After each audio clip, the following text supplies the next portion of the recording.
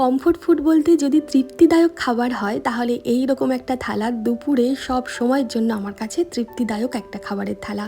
আজকে যে পাতা বাটা প্রথমে রেখেছি এটা কি পাতা আপনারা কমেন্টে বলবেন। আমি আপনাদের মনে করিয়ে দিই এই পাতার গুণাগুণ। ডায়রিয়া ও আলসারের মতো গ্যাস্ট্রিক সমস্যা সারাতে সাহায্য করে, হজম শক্তি উন্নত করে, ত্বকের স্বাস্থ্য ভালো রাখে, ব্রেনের পাওয়ারকে বৃদ্ধি করতে সাহায্য করে।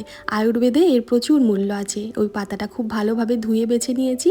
এরপর কড়াইতে সর্ষের তেলে কিছুটা রসুন থেতো করে দিয়েছি, পরিমাণ মতন কাঁচা লঙ্কা, একটু গোলমরিচ আর দিয়েছি বেশ কিছুটা কালো জিরে ফোড়নে। ভালোভাবে সব কিছু ভেজে এই পাতাটা ধুয়ে গোটা গোটাই দিয়ে দিলাম। এর মধ্যে দেব পরিমাণ মতন লবণ আর সামান্য হলুদের গুঁড়ো।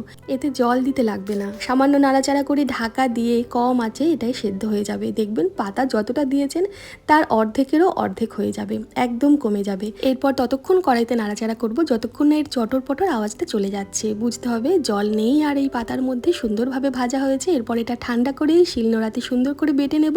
আর হাতের কাছে যদি একটু ভাজা চিনেবাদাম থাকে একসাথে বেটে নিতে পারেন, ভালো লাগবে। একটু মিষ্টি মিষ্টি আর মিষ্টি খেতে পছন্দ করলে 2-4 দানা চিনি দিয়ে তারপর বেটে নেবেন। একদম আঠালো ভাবে বাটা হয় শিলনোড়াতে বাটলে। এটা আমি শিলনোড়াতেই বেটে দেখালাম। আপনাদের সুবিধা মতো আপনারা মিক্সিতেও বেটে নিতে পারেন। যারা এই পাতাটা রস খেতে পারেন না বা কাঁচা খেতে পারেন না, এইভাবে একবার খেয়ে দেখবেন, ভীষণ টেস্টি, হেলদিও বটে।